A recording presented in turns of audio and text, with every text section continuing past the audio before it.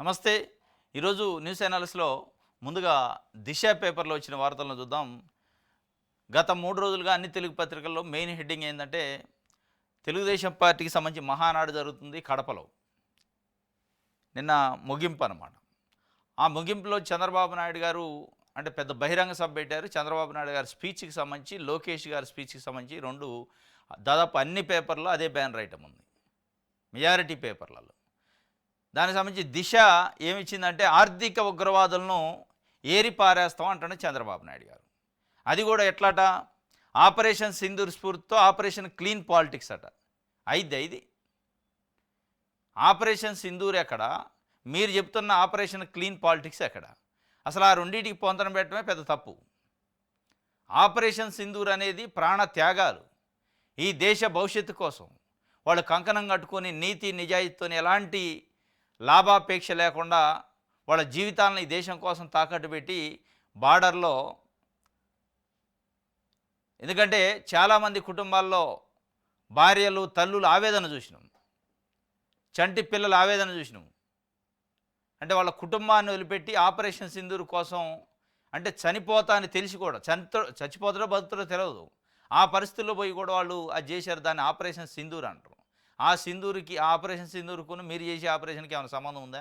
నిజంగానే మీరు చేసే ఆపరేషను అసలు దాంతో పోల్చడమే అసలు ఎబెట్గా ఉంది. అది రాజకీయ నాయకులు క్లీన్ పాలిటిక్స్, ఆర్థిక ఉగ్రవాదాన్ని ఎరవేయటం రాజకీయ నాయకులు. అది కలలో కాదు, నిజం కూడా కాదు, నిజము కాదు, కల్లో కాదు. అది అయ్యే పని కాదు. అది కూడా రాజకీయ నాయకులు చేస్తారంటే అది అసలు నిజంగానే చేయాల్సి వస్తే ఇక్కడి నుంచే స్టార్ట్ కావాలి. చంద్రబాబు నాయుడు గారి కాడి నుంచి స్టార్ట్ కావాలి. చంద్రబాబు నాయుడు గారు ఈ దేశంలో అత్యంత ధనికమైన ముఖ్యమంత్రి, అత్యంత ధనికమైన ఎమ్మెల్యేల జాబితాలో మొదటి 100 మందిలో మన దగ్గరనే 7 ఉన్నారు మన అసెంబ్లీలో. ఆ 7లో చంద్రబాబు నాయుడు గారు కుటుంబంలోనే 3 ఉన్నారు. చంద్రబాబు నాయుడు గారు, నారా లోకేష్ గారు, బాలకృష్ణ గారు. ఇంకొక 2-3 తెలుగుదేశం పార్టీ ఎమ్మెల్యేలు, మంత్రులు నారాయణతో సహా. నారాయణ, ప్రశాంతి రెడ్డి, వేమిరెడ్డి ప్రశాంతి రెడ్డి, ఇంకొక ఆయన ఇప్పుడు ప్రతిపక్షం జగన్మోహన్ రెడ్డి, వీళ్ళంతా ఉన్నారు. ఒకవేళ నిజంగానే ఉగ్రవాదాన్ని మీరు ఏరిపారేస్తానని సింధూర్, ఆపరేషన్ సింధూర్తో పోల్చితే, ఆ పోల్చాలంటే ఇక్కడి నుంచి స్టార్ట్ చేయాలి. 2 ఎకరాలు రైతు నుంచి ఇన్ని వేల కోట్లు ఎట్లా సంపాదించారు, అత్యంత ధనికమైన ముఖ్యమంత్రి ఎట్లా అయిండు అనే ఒక ప్రశ్న మొదట వచ్చినప్పుడు ఇక్కడ నుంచి స్టార్ట్ కావాలి. మీరు మొత్తం కంప్లీటు మీ చదువు అయిపోయిన దగ్గర నుంచి, ఆ రోజు యూనివర్సిటీ నుంచి అడుగు బయట పెట్టినప్పటి నుంచి ఈ రోజు వరకు రాజకీయాల్లో ఉన్నారు, ఎక్కడా లేరు. మరి మీకు డబ్బులు ఎక్కడి అనే ప్రశ్న వచ్చినప్పుడు ఇక్కడ నుంచి స్టార్ట్ చేయాలి. అసలు అత్యంత ధనికమైన ముఖ్యమంత్రి కాదు, అసలు డబ్బులు లేని ముఖ్యమంత్రి కావాలి. ఎందుకంటే మీరు ఎప్పుడు వ్యాపారాలు చేయలే, మీ కుటుంబ సభ్యులు చేశారేమో. కుటుంబ సభ్యులు కూడా మరి 2 ఎకరాలు ఉన్నోళ్ళు 1000 కోట్లు సంపాదించే అవకాశం ఎట్లా వచ్చింది? వీటన్నిటికి సమానం చెప్తే ఆర్థిక ఉగ్రవాదాన్ని మీరు ఏర్పారేస్తారు లేదు తర్వాత తెలుస్తుంది. ఇది అయ్యే పని కాదు, ఏ రాజకీయ నాయకుడు చేయడు. ఆర్థిక ఉగ్రవాదాన్ని రాజకీయాలలో క్లీన్ పాలిటిక్స్ నేను చేస్తా అని చెప్తే అది తప్పు, చేయలేరు, మీరు చేయటం కాదు. మీకు నిజంగానే ఆర్థిక ఉగ్రవాదాన్ని మీరు ఏరిపారేసే అంత చిత్తశుద్ధి ఉంటే ఇట్లా ఉండదు. కొడుకులను దేశరారు, బిడ్డలను దేశరారు రాజకీయాల్లోకి. రాజకీయాల వ్యాపారం, రాజకీయాలు ఒక వృత్తి లెక్క మలుచుకోరు మీరు. లేదా ఒక పబ్లిక్ మీటింగ్ను ఈ పద్ధతిలో, ఈవెంట్ పద్ధతిలో చేయరు. అది ఎట్లుంది, సినిమా సెట్టింగ్ లెక్క ఉంది. వీళ్ళే కాదు, ఏ పార్టీ అయినా పబ్లిక్ మీటింగ్ని సినిమా సెట్టింగ్ టైపులో డబ్బులు ఇచ్చి మీటింగ్లకు తీసుకొస్తారు, డబ్బులు ఇచ్చి ఓట్లు వేయించుకుంటారు. ఈ పద్ధతి ఉన్నాక మీరు ఎక్కడ చేస్తారు ఆర్థిక ఉగ్రవాదాన్ని? అది ఆర్థిక ఉగ్రవాదాన్ని చేసే నాయకులు ఇక్కడ లేరు మన భారతదేశంలో. నాకు తెలిసేది ఇప్పుడున్న నాయకులలో ఎవరు లేరు. ఒకప్పుడు ఎవరో పుచ్చలపల్లి సుందరయ్య గారు అట్లాంటి వాళ్ళు పెద్ద పెద్ద నాయకులు వాళ్ళ ఆస్తుల్ని త్యాగం చేసి మొత్తాన్ని దేశం కోసం, రాష్ట్రం కోసం, ప్రజల కోసం పెట్టారంటారు. అది మనకు చరిత్ర. అట్లాంటి వాళ్ళు చూసినాం మనం. కానీ ఇప్పుడు ఎవరున్నారు? ఆస్తుల్ని త్యాగం చేయడం కాదు, ఆస్తులను పోగొట్టుకోవడం కాదు, ప్రజల ఆస్తులను పోగొడుతున్నారు. ప్రజల ఆస్తులు ఎంత గుంజుకుంటున్నారు, ప్రభుత్వ ఖజానాను గుంజుకుంటున్నారు. ప్రభుత్వం ఖజానా అప్పుల్లో ఉంది, ఇలా నాయకుల ఖజానా నిండుగుంది. మీరు ఆర్థిక ఉగ్రవాదాన్ని రూపుమాపుతారా? మీరు అంటే చంద్రబాబు నాయుడు గారు ఒక్కడే కాదు, రాజకీయ నాయకులు ఎవరు కూడా చేయలేరు. అది అయ్యే పని కాదు. ఈ ఉట్టిగా మాటలు చెప్పడానికి తప్ప ఆర్థిక ఉగ్రవాదాన్ని మీరు నిజంగానే చేయాలి అంటే మీ ఖజానాలు ఖాళీ చేయండి ఫస్ట్. మీ ఖజానాలన్నీ ఖాళీ అయ్యి ప్రభుత్వ ఖజానా నిండుగా ఉంటే అప్పుడు ఆర్థిక ఉగ్రవాదాన్ని మీరు అక్కడ కంకణం కట్టుకున్నట్టు పునాదేసినట్టు. మీ ఆస్తులు త్యాగం చేయండి. పదే పదే చంద్రబాబు నాయుడు గారు చెప్తా ఉంటారు, నా కుటుంబ సభ్యుల ఆస్తులు ప్రతి సంవత్సరం బయట పెడతాను. పెడితే ఏంది? ఇప్పుడు సంపాదిస్తే బయట పెడతాను అంటే అసలు ఎక్కడి నుంచి వచ్చినాయి చెప్పండి. బయట పెట్టడం కాదు సంబంధం. ఫలానా ఆస్తి బయట పెట్టారు, అది ఎక్కడి నుంచి వచ్చింది? అసలు మీరు బయట పెట్టే ఆస్తికి సోర్స్ అయింది. అది చెప్పకుండా నేను బయట పెడతానని బయట పెడితే కూడా నీతేనా? అది నీతి నిజాయితీ అది బయట పెడితే? ఇది అభివృద్ధి కొనసాగాలంటే మంచి ప్రభుత్వం కంటిన్యూ అవ్వాలి. వచ్చే మహానాడు నాటికి భూ సమస్యలు పరిష్కరిస్తాం. మహానాడు తీర్మానించిన 6 శాసనాలు తెలుగు జాతి అభివృద్ధికి మార్గాలు. మహానాడు బహిరంగ సభలో టీడీపీ జాతీయ అధ్యక్షుడు సీఎం చంద్రబాబు నాయుడు గారు చెప్తున్న ఇంకో మాట కూడా చెప్పిండు ఆయన. ఎప్పుడు నన్నే ఉంచడం ముఖ్యమంత్రిగా, నేను బాగా అభివృద్ధి చేస్తా అంటున్నాను. అంటే నన్ను మించి తెలుగుదేశం పార్టీ అంటే ఆయన ఇతరుగా ఊకుగా దింపొద్దు. 2019లో అట్లా పొరపాటు చేశారు, నన్ను దింపి ఇబ్బందులు పాలు చేశారు. మీరు నన్ను దింపితే మీకు తిండికి వెళ్ళదు అన్నట్టు చెప్తున్నాను. అంటే చంద్రబాబు నాయుడు గారు కళ్ళు ఎట్లా కంటున్నాడంటే ఎప్పుడు నేనే ఉండాలి ముఖ్యమంత్రిగా, దాని తర్వాత నాకు కొడుకు ఉండాలి, ఈ రాష్ట్రంలో ఎవరు ఉండొద్దు, మా రాజ్యం ఉండాలని ఫీల్ అవుతున్నాయి. ఆయన్ని సపోర్ట్ చేసే మీడియా కూడా అదే ఫీల్ అవుతుంది. మొత్తం ఆద్యాంతం ఇలా కొన్ని పత్రికలు, ఈనాడు, ఆంధ్రజ్యోతి, ఆద్యాంతం లోకేష్ మార్కే ఉందట. ఎక్కడ? మహానాడులో. మరి ఆద్యాంతం లోకేష్ మార్క్ ఉంటా పోతే ఇంకొక ఆయన ఎవరిదో ఉంటుందా? పల్లా శ్రీనివాసరావుది ఉంటుందా? అచ్చెన్నాయుడుది ఉంటుందా? రామ్మోహన్ నాయుడుది ఉంటుందా? చంద్రబాబు నాయుడు గారు కొడుకు లోకేష్ గారు కాబట్టి ఆద్యాంతం అదే ఉంటుంది. అదే చంద్రబాబు నాయుడు గారు కొడుకు కాకుండా ఉంటే లోకేష్ గారు అయితే ఆ గుర్తింపు వస్తుందా? ఎవడన్నా పట్టించుకుంటాడా? కేవలం చంద్రబాబు నాయుడు గారు కొడుకు అనే బ్రాండే. ఇక్కడ కేటీఆర్ అయినా అక్కడ లోకేష్ అయినా. అది తప్ప ఇంక వేరే ఏముందో వాళ్ళకి అర్హత? మిగతా వాళ్ళకంటే 4 చేతులు ఎక్కువ ఉన్నాయా? 4 ఓట్లు ఎక్కువ ఉన్నాయా? ఏమి లేవు. అదే కథ. ఇక దానికి ఆద్యాంతం మార్కే ఉంది. మార్కే ఉంటుంది అందులో. వాళ్ళ కుటుంబ సభ్యుడు, కుటుంబ పార్టీ అది. ఆ కుటుంబంలో చంద్రబాబు నాయుడు గారు, ఆయన తర్వాత వారసత్వం ఈయనకు వస్తుంది. ఆ వారసత్వం రావాలని మీరు బాగా కోరుకొని భజన చేస్తున్నారు. ఆద్యాంతం మార్కు అంటే మార్కు లేకపోతే అడిగిపోతే మీరు అన్నా అనకపోయినా అదే మార్కు ఉంటుంది.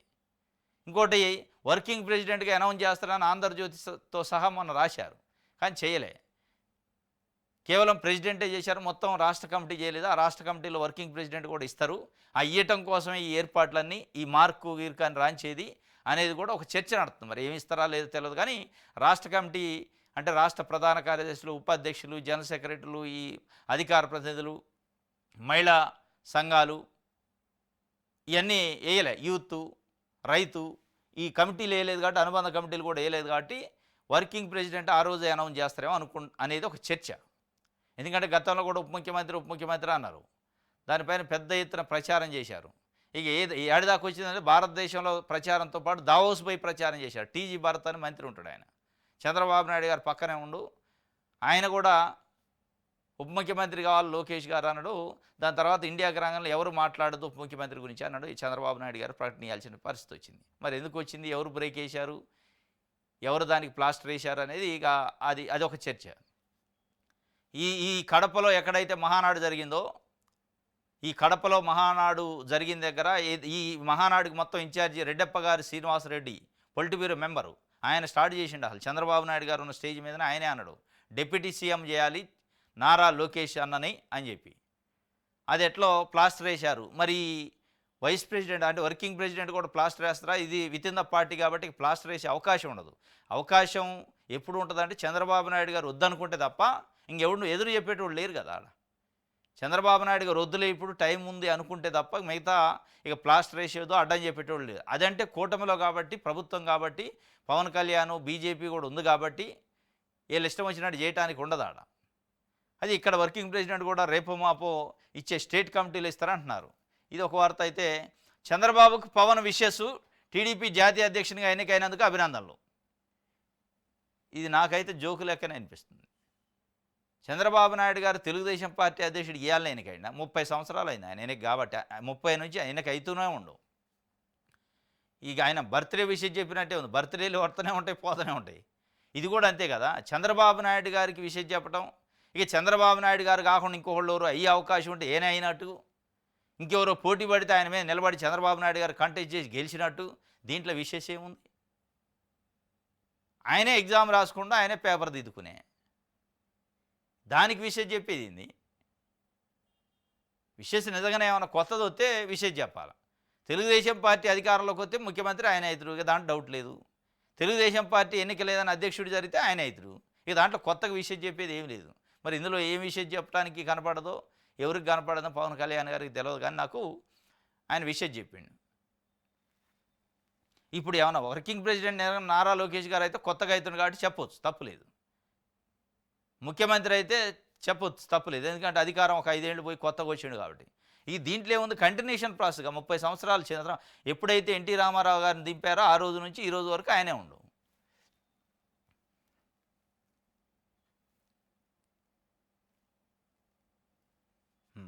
ఆంధ్రజ్యోతి ఇది తెలంగాణ కదా.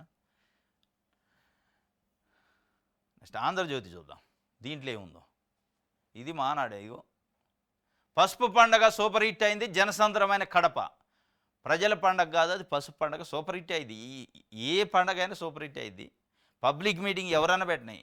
ఇప్పుడు జగన్మోహన్ రెడ్డి మీరు అంటున్నారు కదా, తలుపులు వేసుకుండు, మొత్తం అసలు బయటికి రావట్లేదు, జనంలో తిరగట్లేదు, వైనాట్ 175 అన్నాడు, 11 వచ్చినాయి, దిమ్మ తిరిగింది, మైండ్ బ్లాక్ అయింది, ఇది అని చెప్తున్నారు.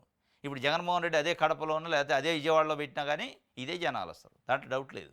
పబ్లిక్ మీటింగులకి జనాలు రావడం, దాని పండగ సక్సెస్ అయింది, సూపర్ హిట్ అయింది అనుకోవటం ఇప్పుడున్న రాజకీయాల్లో ఇక అంతకంటే ఇక దౌర్భాగ్యం ఇంకోటి ఉండదు.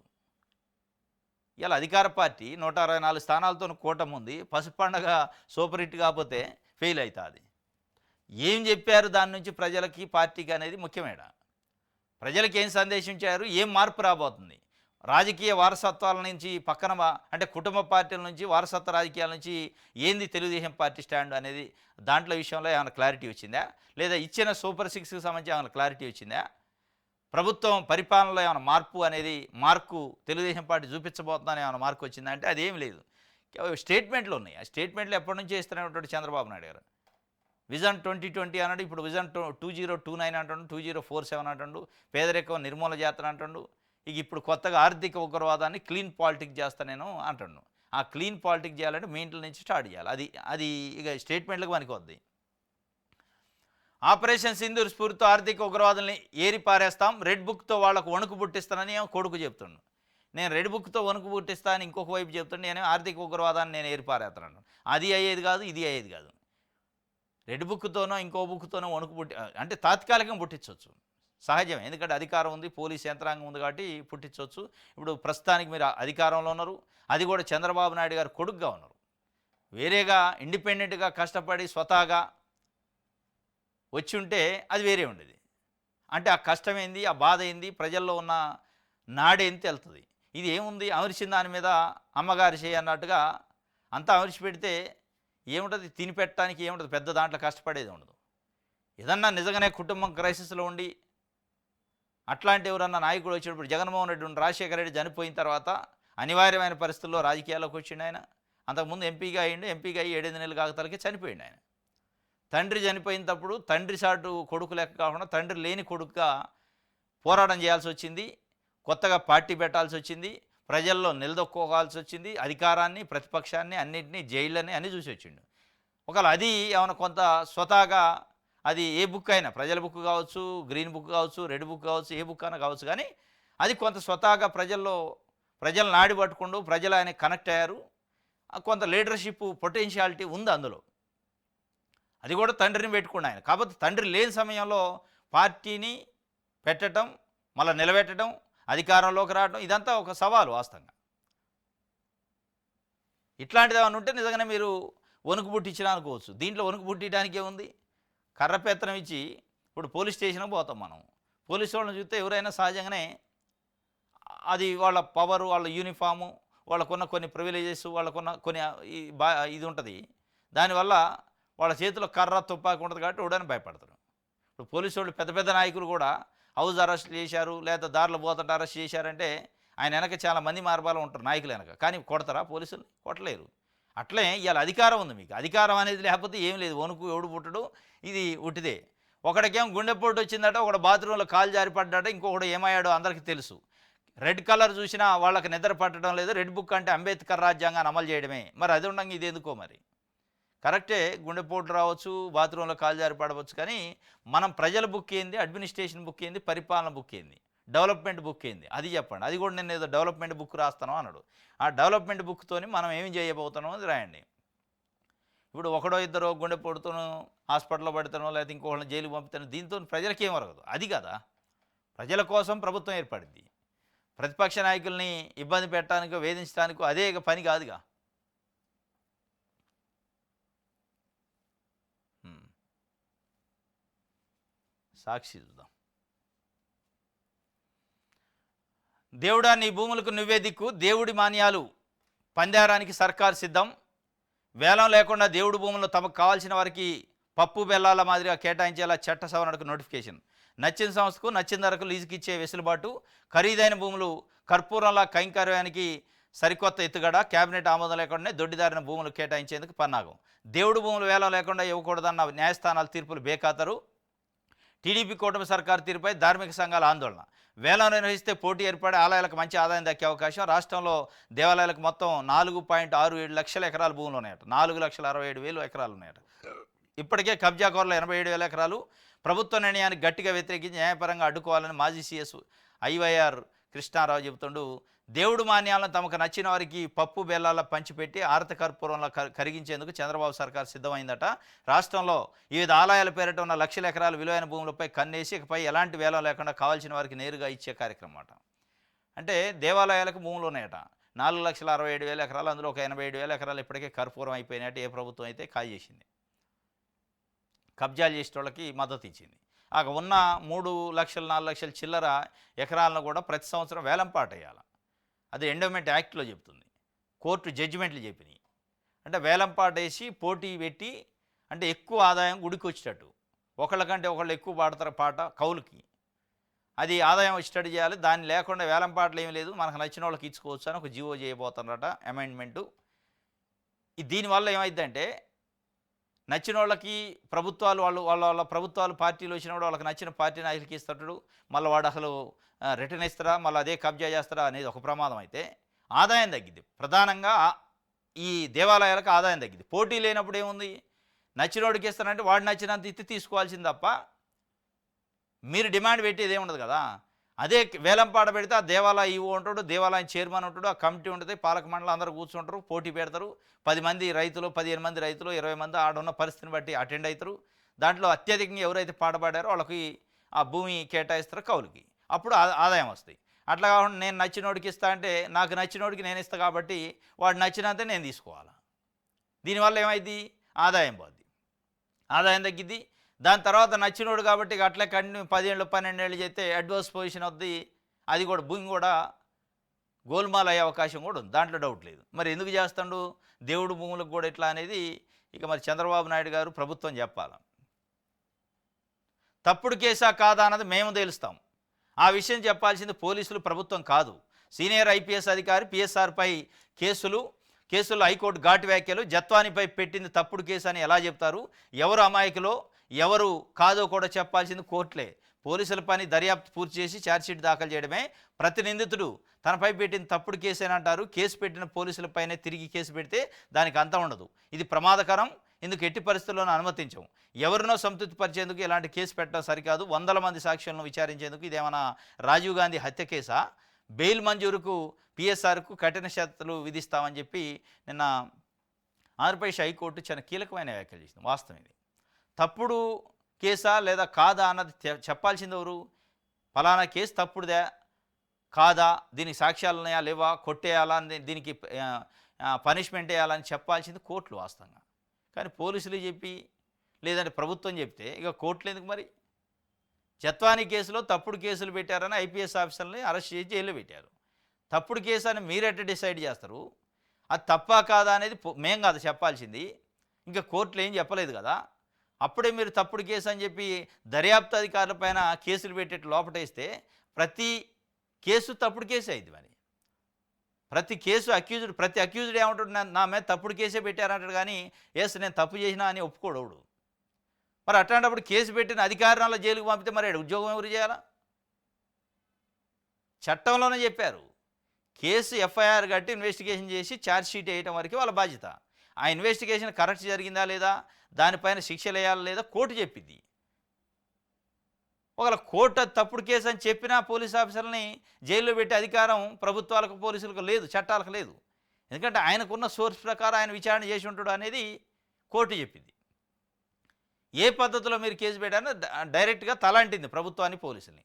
ఎట్లా మీరు ఇట్లా ఇన్వెస్టిగేషన్ ఆఫీసర్లో తప్పుడు కేసు పెట్టిన లోపటేస్తారు, తప్పుడు లేదా ఒప్పుడు అని మీరు ఎట్లా నిర్ణయిస్తారు, మరి మేమన్నది దీనికి అని చెప్పి ఆయనకి బెయిల్ ఇస్తారు అనుకుంటా, బెయిల్లో కఠినమైన షరతులు పెడతాం అని చెప్పి కూడా చెప్పింది. చేసింది ఏమీ లేక చెప్పుకోలేక మహా తిప్పలు, కడపలో ఆత్మస్థుతి పరనింద తరహాలో టీడీపీ మహానాడు, ఎన్నికల హామీల అమలు గురించి ప్రస్తావన లేని వైనం, ప్రజలకు ఇచ్చిన వాగ్దానాలు గాలికి వదిలేసి గొప్పలు, వైఎస్ జగన్ను దూషించడం, వారిని పొగుడుకోవడమే పని. టీడీపీ వ్యవస్థాపకుడు నందమూరి వారసులు లేకుండా నెరున్న కార్యక్రమాలు కనిపించిన హిందూపురం ఎమ్మెల్యే బాలకృష్ణ, లోకేష్ను భవిష్యత్తు నాయకుడిగా చిత్రీకరించేందుకు తీవ్ర ప్రయత్నం. ఎన్టీఆర్ ఏఐ వీడియో బూమరాంగు, 1995 నాటి ఎన్టీఆర్ ప్రసంగం వైరల్. క్రమేపీ నందమూరి వంశస్థులను దూరం చేస్తున్న నారా వారు జూనియర్ ఎన్టీఆర్కు బాలకృష్ణతో అడ్డుకట్ట, పూర్తిగా అబద్ధాలు కట్టుకథలతో టీడీపీ నేతల హంగామా.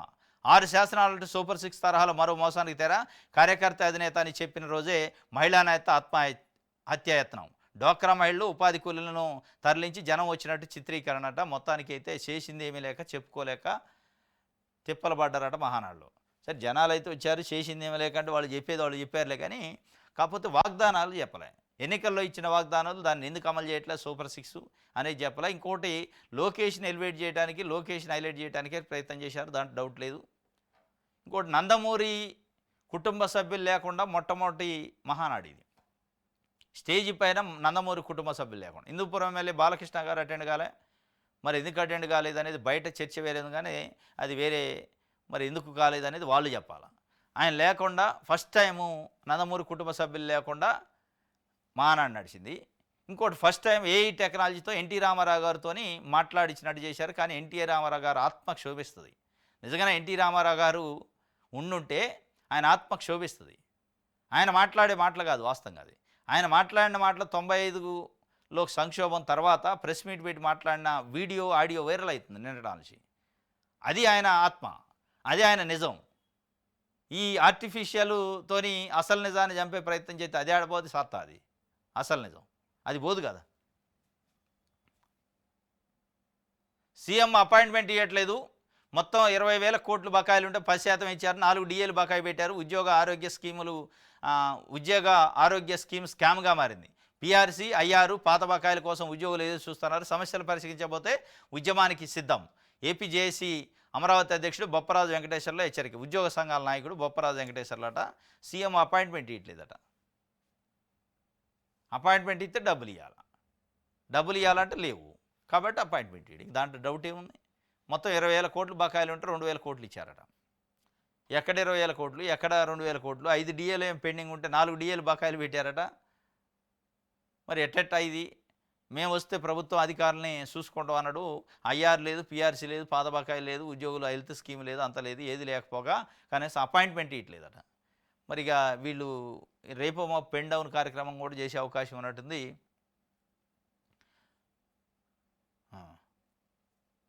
రైట్, ఇది వార్త.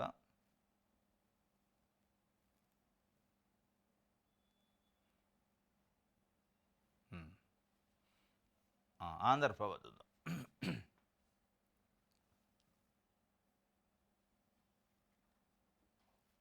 కడప నిండిందట. మహానాడు హిట్ అయింది. ఎటు చూసినా జనసముద్రమే. అండుటెండలను లెక్క చేయని టీడీపీ సైన్యం చరిత్ర సృష్టించిన కడప మహానాడు. ఈ కడుపు నిండలేదు, కడప నిండలే. ప్రజల కడుపు ఏం నిండిందనే చెప్పాలి. కడప నిండిందా పక్కన పెడితే ప్రజలకి ఏం కడుపు నిండింది? మీకు కడుపు నిండింది. కొడుకు మంచిగా ఎలివేట్ అయ్యిండు, లోకేష్ గారు మార్క్ కనపడది, ముషిమిషి నవ్వులు నవ్వుతుండే లోకేష్ గారిని చూసి చంద్రబాబు నాయుడు గారు. లోకేష్ గారు మాట్లాడుతుంటే, లోకేష్ గారు సినిమా డైలాగులు, పంచి డైలాగులు కొడుతుంటే ఆయన చాలా ఎక్సైట్మెంట్గా చూస్తుండే చంద్రబాబు నాయుడు గారు. ఎక్సైట్మెంట్ అయింది బాగా. ఆయన కళ్ళ నెరవేరింది, ఆయన కడుపు నిండింది, కానీ ప్రజలకి ఏం కడుపు నిండినట్టు అనిపించలే. మరి నాపై కుట్రలు, ఎమ్మెల్సీ కల్వకుంట్ల కవిత చెబుతున్నారు. కేసీఆర్ కూతురు, ఆమె పైన కుట్రలు జరుగుతున్నాయట. ఎవరు చేస్తారంటే కేసీఆర్ నుంచి నన్ను విడదీసే కుయుక్తులు. బీజేపీలో బీఆర్ఎస్ విలీనం కాకుండా స్వతంత్రంగా ఉండాలి, ఇదే నా అభిమతం.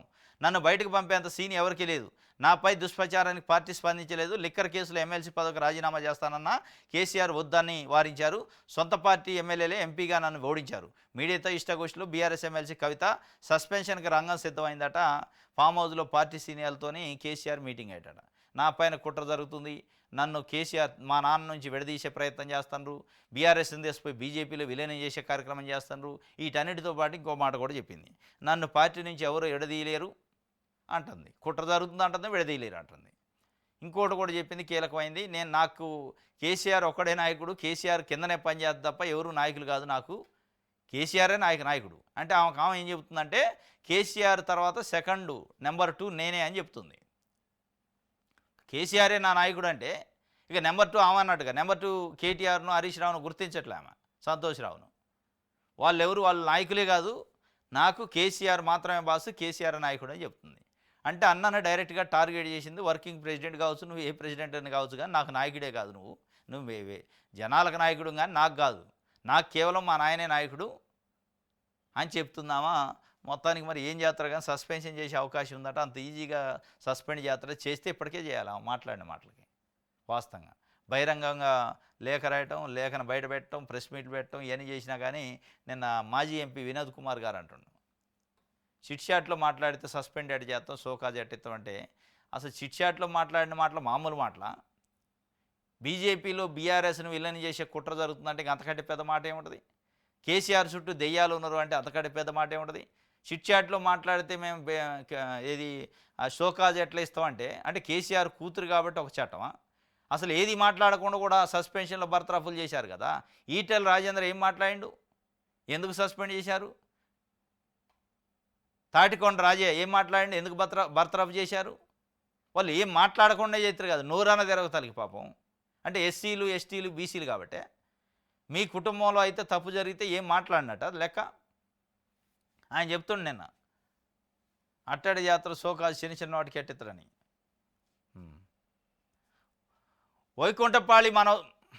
వైకుంఠపాళి మనకొద్దు, ఒకసారి ఎక్కడం మళ్ళీ పడడం, మళ్ళీ ఎక్కడం మళ్ళీ పడడం, ఇలా అయితే అభివృద్ధి సాధ్యం కాదు. 2019లో ఓడిపోవడం వల్ల ఎన్నో పనులు ఆగిపోయాయి, మళ్ళీ ఆ పరిస్థితి రావద్దు. జూన్ 12లోగా రాయలసీమ స్టీల్ పనులు ప్రారంభం, గాలేరు నగర్ని కడపకిచ్చేందుకు 1000 కోట్లు. కడప భారీ సభలో ముఖ్యమంత్రి చంద్రబాబు నాయుడు గారు చెప్తుండు, వైకుంఠపాళి మనకొద్దు, ఊకే నన్నే ఉంచండి, ఊకే ఇంక ఎలక్షన్ లేకుండా చేయండి, లేకపోతే మోడీ గారికి చెప్పి ఎన్డీఏ కూటమే కదా ఉంది, ఇక శాశ్వతమైన ముఖ్యమంత్రి అని పెట్టండి. శాశ్వతమైన అధ్యక్షుడేట్లో పార్టీకి అట్లే శాశ్వతమైన ముఖ్యమంత్రి కావాలని కోరుకుంటున్నట్టుంది చంద్రబాబు నాయుడు గారు. ఊకే దింపొద్దు అంటుండు, నన్నే ఉంచుకోండి పొద్దాక. 2019లో ఓడిపోవడం వల్ల మొత్తం రాష్ట్రం కుంటుపడిపోయిందట. ఏది 2019లో ఓడిపోవడం వల్ల ఎన్నో పనులు ఏం పనులు ఆగిపోయినాయి, ఏం ఆగలే. అది ఆన్గోయింగ్. ఈ ముఖ్యమంత్రి ఉంటాడు, రేపు ఇంకొక ఆయన అవుతాడు, మొన్న ఒక ఆయన ఉండు, నిన్న ఒక ఆయన ఉండు, రేపు ఒక ఆయన అవుతాడు. దాంట్లో ఎందుకు ఆగుతాయి? 2,73,000 కోట్ల రూపాయలు ప్రజల అకౌంట్లలో కనపడుతున్నాయి. ఎందుకు ఆగింది? ఏమాగింది? ఆగింది గీగింది ఉంటే మీ పార్టీకి సంబంధించిన నాయకులు బాగుపడలేదు, లేదంటే రాజకీయాలలో మీకు పదవులు రాలేదు, లేదా కొన్ని సామాజిక వర్గాలకు మీరు చేస్తున్నాను కొన్న మేలు ఏమన్నా ఆగినాయో తప్ప మొత్తం ప్రజలకి అసలు ఏం లేనట్టు, 2019 నుంచి 24 మధ్యలో ఎవరు తిండి తిప్పలో నీళ్లు లేనట్టు, మొత్తం కరువు కాటకాలతో అనుభవించినట్టు, ఇంకెవరు కుటుంబాలు గడపలేదన్నట్టు చెప్పే ప్రయత్నం చేస్తాను. ఇంకో మాట కూడా చెప్పింది, నేను టెక్నాలజీని కనిపెట్టినట్టు చంద్రబాబు నాయుడు గారు. టెక్నాలజీని కనిపెట్టడానికి మీరేం సాఫ్ట్వేర్ ఇంజనీర్ కాదు. అంతకుముందు హైదరాబాద్ని క్రియేట్ చేసినా అన్నారు ఏదో మీటింగ్లో. హైదరాబాద్ని మీరు ఎక్కడ క్రియేట్ చేసి, హైదరాబాద్ మీరు పుట్టకముందు మీ తండ్రి మీ తాత పుట్టకముందు నుంచి ఉంది హైదరాబాద్ని మీరు ఎట్ట క్రియేట్ చేస్తారు? మరి చెప్పేదానికి వినేటోడన్నా చెప్పేటోడన్నా కాస్త ఇది ఎట్లుంటుంది అనేది చూసుకొని చెప్పాలి. ఆయన చెప్తుండు చంద్రబాబు నాయుడు గారు, వైకుంఠపాళి మనకొద్దు, నన్నే ఇప్పుడు పెట్టుకోండి, దాని తర్వాత మళ్ళీ మా కొడుకు వస్తాడు అనుకుంటున్నా ఏం పోవడం.